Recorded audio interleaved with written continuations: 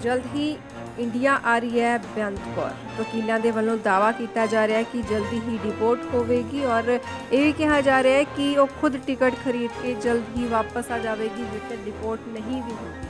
जे नहीं आती तो लुकआउट नोटिस जारी हो सकता है, बाहर लिखा जा सकता है, बाहर की सरकारों को लिखा जा सकता है, उसको जल्दी वापस इंडिया आना ही पवेगा। पर बाहर ये प्रोसैस बहुत ज़्यादा लंबा है, कई साल भी लग सकते हैं। पर डेपूटेशन को लैके वकीलों के वालों दावा किया जा रहा है कि ਵੱਧ ਤੋਂ ਵੱਧ 3 ਤੋਂ 6 ਮਹੀਨੇ ਦੇ ਅੰਦਰ ਉਹ ਡਿਪੋਰਟ ਹੋਵੇਗੀ, ਕਿਉਂਕਿ ਇਮੀਗ੍ਰੇਸ਼ਨ ਲਾਅ ਕੁਝ ਹੋਰ ਕਹਿੰਦਾ ਹੈ।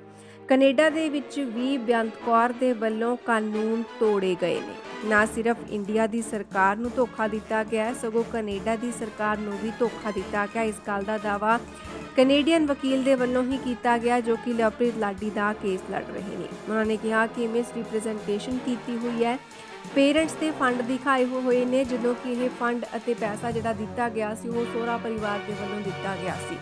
बैंक की पूरी डिटेल उन्होंने नाल कढ़वा के बाहर दी सरकारों को इस संबंधी खास तौर पर लिख दिता है, क्योंकि कहा गया वकील साहब के वालों कि बाहर दी सरकारां झूठ बर्दाश्त नहीं करदियां। 1% भी जेकर तुहाडे कागजां दे विच कोई गड़बड़ है तो तुसीं जरूर डिपोर्ट होवोगे। कनेडा कानून तोड़े गए ने, कैनेडियन कानून तोड़े गए ने, भंग किए गए ने, धोखा किया गया ट्रूडो सरकार दे नाल। इस करके बेअंत कौर नूं माफ नहीं किया जाएगा। वकील साहब ने भी कहना सी, उन्होंने कहा कि बेअंत कौर के डॉकूमेंट्स झूठे ने। जेकर पीआर लगा भी दी गई है, पीआर की फाइल लगाई हुई है, तो भी डिपोर्ट होने तो बेअंत कौर नूं कोई नहीं बचा सकता, फिर भी उसनूं डिपोर्ट होना ही पवेगा। एप्लीकेशन दे विच स्टडी परमिट दे विच झूठ बोलिया होया, झूठ लिखिया होया। इस करके वकीलों का कहना है कि जल्द ही लवप्रीत लाडी नूं इंसाफ मिलेगा, क्योंकि अजिहियां कुछ गलतियां कीतियां बेअंत कौर दे वल्लों जिन्हां नूं की सरकार कदे भी बर्दाश्त नहीं करेगी। ਜ਼ਿਲ੍ਹਾ ਬਰਨਾਲਾ ਦੇ ਪਿੰਡ ਧਨੌਲਾ ਦੇ ਬਹੁਚਰਚਿਤ ਲਵਪ੍ਰੀਤ ਅਤੇ ਬੇਅੰਤ ਕੌਰ ਮਾਮਲੇ ਦੇ ਵਿੱਚ ਨਵਾਂ ਮੋੜ ਹੁਣ ਸਾਹਮਣੇ ਆਇਆ ਹੈ ਪੋਸਟਮਾਰਟਮ ਦੀ ਰਿਪੋਰਟ ਆਉਣ ਤੋਂ ਬਾਅਦ, ਜਿਸ ਦੇ ਵਿੱਚ ਇਹ ਜੱਗ ਜ਼ਾਹਿਰ ਹੋ ਗਿਆ ਕਿ ਜ਼ਹਿਰੀਲਾ ਪਦਾਰਥ ਪੀਣ ਦੇ ਨਾਲ ਹੀ ਮੌਤ ਹੋਈ ਹੈ। ਜਾਂਚ ਵਿਭਾਗ ਦੇ ਵੱਲੋਂ ਇਸ ਦੀ ਪੁਸ਼ਟੀ ਕੀਤੀ ਗਈ ਹੈ। ਬੇਅੰਤ ਕੌਰ ਦੀਆਂ ਮੁਸ਼ਕਿਲਾਂ ਇਸ ਤੋਂ ਬਾਅਦ ਕਾਫੀ ਜ਼ਿਆਦਾ ਵੱਧ ਗਈਆਂ ਨੇ, ਕਿਉਂਕਿ ਵਿਆਹ ਤੋਂ ਬਾਅਦ ਆਪਣੇ ਸਹੁਰੇ परिवार के खर्च से पिछले 2 सालों तो कनेडा के विच रह रही सी बेअंत कौर, इस करके वो बुरी तरह फस चुकी है। बेअंत कौर के कनेडा तो डिपोर्ट होने दी संभावना हुण होर वध गईयां ने, क्योंकि एक होर धारा जुड़ चुकी है। लवप्रीत सिंह के करीब 2 महीने पहला जहरीला पदार्थ खाण के नाल मौत हुई सी ते उसके परिवार वालियां ने पहला ही यह दोष लगाया सी कि कनेडा के विच उन्हां दे खर्चे ते गई लवप्रीत की पत्नी बेअंत कौर इस दे लई जिम्मेवार है, क्योंकि बेअंत कौर लवप्रीत लाडी नूं छड्डना चाहुंदी सी, जिस तो दुखी होकर उसने जहर खा लिया। इस दे चलदियां ही लवप्रीत लाडी की मौत हुई है। सारे इल्जाम परिवारिक मैंबरां दे वल्लों लगाए गए। पहलां पुलिस ने बेअंत कौर ते अपने सहुरे परिवार दे नाल ठगी मारन दा परचा दर्ज कीता सी, पर हुण लवप्रीत दी पोस्टमार्टम रिपोर्ट आ चुकी है, जिस दे विच मौत जहर खाण दे नाल जां फिर जहर क्लोरो पीण दे नाल होण दी पुष्टि हुई है।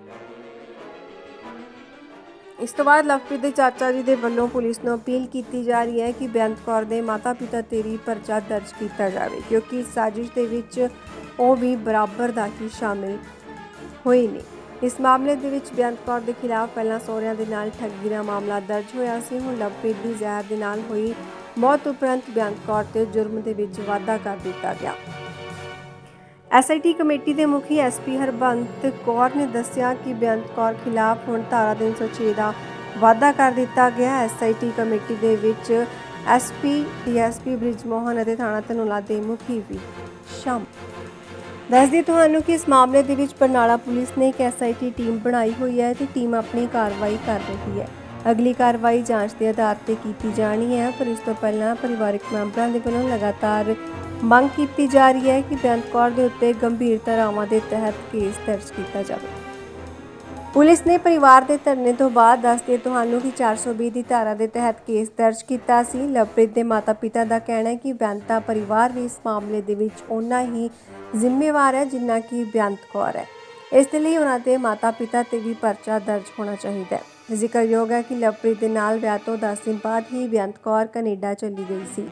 इस दा सारा खर्चा लवप्रीत के परिवारिक मैंबरां दे वल्लों चुक्या गया सी। गल ये हुई कि बेअंत अते लवप्रीत नूं भी कनेडा लैके ਜਾਣ ਦੇ ਸੁਪਨੇ ਦਿਖਾ ਰਹੀ ਸੀ, ਪਰ ਪਿਛਲੇ 2 ਸਾਲ ਤੋਂ ਅਜਿਹਾ ਕੁਝ ਵੀ ਨਹੀਂ ਹੋਇਆ। ਬੇਅੰਤ ਦੇ ਵੱਲੋਂ ਲਵਪ੍ਰੀਤ ਸਿੰਘ ਨੂੰ ਲਗਾਤਾਰ ਇਗਨੋਰ ਕਰਨ ਤੋਂ ਬਾਅਦ ਉਸਨੇ ਪਿਛਲੇ ਮਹੀਨੇ ਸੁਸਾਈਡ ਕਰ ਲਿਆ ਸੀ। ਬਰਨਾਲਾ ਦੇ ਲਵਪ੍ਰੀਤ ਕੱਟਦੇ ਯਾਰ ਪਿਛਲੇ ਮਹੀਨੇ ਨੂੰ ਕੀਤਾ ਹੈਗਾ। ਇਸ ਮਾਮਲੇ 'ਚ FIR ਨੰਬਰ 97 ਆਫ 2021 ਰਜਿਸਟਰ ਕੀਤੀ ਗਈ ਸੀ ਧਨੌਲੇ ਥਾਣੇ ਵਿੱਚ ਤੇ ਅੰਡਰ ਸੈਕਸ਼ਨ 420 IPC ਤੇ ਉਸ 'ਚ ਵਿਸਰਾ ਰਿਪੋਰਟ ਆਉਣੀ ਬਾਕੀ ਸੀ, ਜੋ ਹੁਣ ਰਿਪੋਰਟ ਆ ਚੁੱਕੀ ਹੈ ਤੇ ਉਸ ਦੇ ਆਧਾਰ ਤੇ SIT ਵੱਲੋਂ ਮਿਤੀ 27/8 ਨੂੰ 306 IPC ਦਾ ਵਾਅਦਾ ਕੀਤਾ ਜਾ ਚੁੱਕਾ ਹੈ। ਤੇ ਜੋ ਧਾਰਾ ਐਡ ਹੋਈ ਹੈ ਇਹ ਬੇਅੰਤ ਕੌਰ ਦੇ ਖਿਲਾਫ FIR ਹੈ, ਉਸ ਦੇ ਖਿਲਾਫ ਹੀ ਇਹ ਉਸ FIR 'ਤੇ ਰਜਿਸਟਰ ਕੀਤਾ ਗਿਆ, ਉਹਦੇ ਵਿੱਚ ਹੀ ਹੈ ਇਹ ਪਾਰਟ ਆਫ ਇਨਵੈਸਟੀਗੇਸ਼ਨ ਹੈ। SIT ਬਣੀ ਹੋਈ ਹੈ ਜਿਸ ਦੇ ਚੇਅਰਪਰਸਨ ਨੇ SP ਮੈਡਮ ਤੇ ਉਹਨਾਂ ਦੇ ਅੰਡਰ ਇਹ ਇਨਵੈਸਟੀਗੇਸ਼ਨ ਅਜੇ ਅੰਡਰ ਪ੍ਰੋਸੈਸ ਹੈ। ਜੋ ਵੀ ਬਣਦੀ ਕਾਨੂੰਨੀ ਕਾਰਵਾਈ ਹੈ ਉਹ ਅਮਲ 'ਚ ਲਿਆਂਦੀ ਜਾਊਗੀ। ਜਲਦ ਹੀ ਇੰਡੀਆ ਆ ਰਹੀ ਹੈ ਬੇਅੰਤ ਕੌਰ। ਵਕੀਲਾਂ ਦੇ ਵੱਲੋਂ ਦਾਅਵਾ ਕੀਤਾ ਜਾ ਰਿਹਾ ਹੈ ਕਿ ਜਲਦੀ ਹੀ ਡਿਪੋਰਟ ਹੋਵੇਗੀ ਔਰ ਇਹ ਵੀ ਕਿਹਾ ਜਾ ਰਿਹਾ ਹੈ ਕਿ ਉਹ ਖੁਦ ਟਿਕਟ ਖਰੀਦ ਕੇ ਜਲਦ ਹੀ ਵਾਪਸ ਆ ਜਾਵੇਗੀ ਜੇਕਰ ਡਿਪੋਰਟ ਨਹੀਂ ਵੀ ਹੁੰਦੀ। ਜੇ ਨਹੀਂ ਆਉਂਦੀ ਤਾਂ ਲੁੱਕਆਊਟ ਨੋਟਿਸ ਜਾਰੀ ਹੋ ਸਕਦਾ ਹੈ, ਬਾਹਰ ਲਿਖਿਆ ਜਾ ਸਕਦਾ ਹੈ, ਬਾਹਰ ਦੀ ਸਰਕਾਰਾਂ ਨੂੰ ਲਿਖਿਆ ਜਾ ਸਕਦਾ ਹੈ ਅਤੇ ਉਸ ਨੂੰ ਜਲਦੀ ਵਾਪਸ ਇੰਡੀਆ ਆਉਣਾ ਹੀ ਪਵੇਗਾ।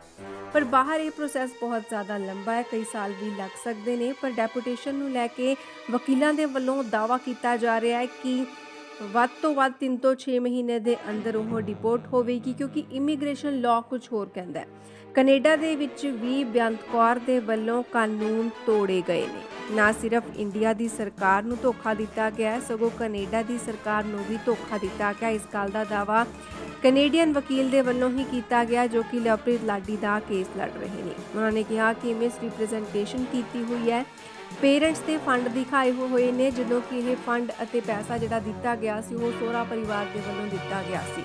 ਬੈਂਕ ਦੀ ਪੂਰੀ ਡਿਟੇਲ ਉਹਨਾਂ ਨੇ ਨਾਲ ਕਢਵਾ ਕੇ ਬਾਹਰ ਦੀਆਂ ਸਰਕਾਰਾਂ ਨੂੰ ਇਸ ਸੰਬੰਧੀ ਖਾਸ ਤੌਰ ਤੇ ਲਿਖ ਦਿੱਤਾ ਹੈ, ਕਿਉਂਕਿ ਕਿਹਾ ਗਿਆ ਵਕੀਲ ਸਾਹਿਬ ਦੇ ਵੱਲੋਂ ਕਿ ਬਾਹਰ ਦੀਆਂ ਸਰਕਾਰਾਂ ਝੂਠ ਬਰਦਾਸ਼ਤ ਨਹੀਂ ਕਰਦੀਆਂ। 1% ਵੀ ਜੇਕਰ ਤੁਹਾਡੇ ਕਾਗਜ਼ਾਂ ਦੇ ਵਿੱਚ ਕੋਈ ਗੜਬੜ ਹੈ ਤਾਂ ਤੁਸੀਂ ਜ਼ਰੂਰ ਡਿਪੋਰਟ ਹੋਵੋਗੇ। ਕੈਨੇਡਾ ਕਾਨੂੰਨ ਤੋੜੇ ਗਏ ਨੇ, ਕੈਨੇਡੀਅਨ ਕਾਨੂੰਨ ਤੋੜੇ ਗਏ ਨੇ, ਭੰਗ ਕੀਤੇ ਗਏ ਨੇ, ਧੋਖਾ ਕੀਤਾ ਗਿਆ ਟਰੂਡੋ ਸਰਕਾਰ ਦੇ ਨਾਲ। ਇਸ ਕਰਕੇ ਬੇਅੰਤ ਕੌਰ ਨੂੰ ਮਾਫ ਨਹੀਂ ਕੀਤਾ ਜਾਵੇਗਾ। ਵਕੀਲ ਸਾਹਿਬ ਦਾ ਇਹ ਵੀ ਕਹਿਣਾ ਸੀ, ਉਹਨਾਂ ਨੇ ਕਿਹਾ ਕਿ ਬੇਅੰਤ ਕੌਰ ਦੇ ਡਾਕੂਮੈਂਟਸ ਝੂਠੇ ਨੇ। ਜੇਕਰ PR ਲਗਾ ਵੀ ਦਿੱਤੀ ਗਈ ਹੈ, PR ਦੀ ਫਾਈਲ ਲਗਾਈ ਹੋਈ ਹੈ, ਤਾਂ ਵੀ ਡਿਪੋਰਟ ਹੋਣ ਤੋਂ ਬੇਅੰਤ ਕੌਰ ਨੂੰ ਕੋਈ ਨਹੀਂ ਬਚਾ ਸਕਦਾ, ਫਿਰ ਵੀ ਉਸ ਨੂੰ ਡਿਪੋਰਟ ਹੋਣਾ ਹੀ ਪਵੇਗਾ। ਐਪਲੀਕੇਸ਼ਨਸ ਦੇ ਵਿੱਚ ਸਟੱਡੀ ਪਰਮਿਟ ਦੇ ਵਿੱਚ ਝੂਠ ਬੋਲਿਆ ਹੋਇਆ ਹੈ, ਝੂਠ ਲਿਖਿਆ ਹੋਇਆ ਹੈ। ਇਸ ਕਰਕੇ ਵਕੀਲਾਂ ਦਾ ਕਹਿਣਾ ਹੈ ਕਿ ਜਲਦ ਹੀ ਲਵਪ੍ਰੀਤ ਲਾਡੀ ਨੂੰ ਇਨਸਾਫ ਮਿਲੇਗਾ, ਕਿਉਂਕਿ ਅਜਿਹੀਆਂ ਕੁਝ ਗਲਤੀਆਂ ਕੀਤੀਆਂ ਬੇਅੰਤ ਕੌਰ ਦੇ ਵੱਲੋਂ ਜਿਨ੍ਹਾਂ ਨੂੰ ਕਿ ਕਦੇ ਵੀ ਬਰਦਾਸ਼ਤ ਨਹੀਂ ਕਰੇਗੀ। ਜ਼ਿਲ੍ਹਾ ਬਰਨਾਲਾ ਦੇ ਪਿੰਡ ਧਨੌਲਾ ਦੇ ਬਹੁਚਰਚਿਤ ਲਵਪ੍ਰੀਤ ਅਤੇ ਬੇਅੰਤ ਕੌਰ ਮਾਮਲੇ ਦੇ ਵਿੱਚ ਨਵਾਂ ਮੋੜ ਹੁਣ ਸਾਹਮਣੇ ਆਇਆ ਹੈ ਪੋਸਟਮਾਰਟਮ ਦੀ ਰਿਪੋਰਟ ਆਉਣ ਤੋਂ ਬਾਅਦ, ਜਿਸ ਦੇ ਵਿੱਚ ਇਹ ਜੱਗ ਜ਼ਾਹਿਰ ਹੋ ਗਿਆ ਕਿ ਜ਼ਹਿਰੀਲਾ ਪਦਾਰਥ ਪੀਣ ਦੇ ਨਾਲ ਹੀ ਮੌਤ ਹੋਈ ਹੈ। ਜਾਂਚ ਵਿਭਾਗ ਦੇ ਵੱਲੋਂ ਇਸ ਦੀ ਪੁਸ਼ਟੀ ਕੀਤੀ ਗਈ ਹੈ। ਬੇਅੰਤ ਕੌਰ ਦੀਆਂ ਮੁਸ਼ਕਿਲਾਂ ਇਸ ਤੋਂ ਬਾਅਦ ਕਾਫੀ ਜ਼ਿਆਦਾ ਵੱਧ ਗਈਆਂ ਨੇ, ਕਿਉਂਕਿ ਵਿਆਹ ਤੋਂ ਬਾਅਦ ਆਪਣੇ ਸਹੁਰੇ ਪਰਿਵਾਰ ਦੇ ਖਰਚ ਤੇ ਪਿਛਲੇ 2 ਸਾਲਾਂ ਤੋਂ ਕੈਨੇਡਾ ਦੇ ਵਿੱਚ ਰਹਿ ਰਹੀ ਸੀ ਬੇਅੰਤ ਕੌਰ। ਇਸ ਕਰਕੇ ਉਹ ਬੁਰੀ ਤਰ੍ਹਾਂ ਫਸ ਚੁੱਕੀ ਹੈ।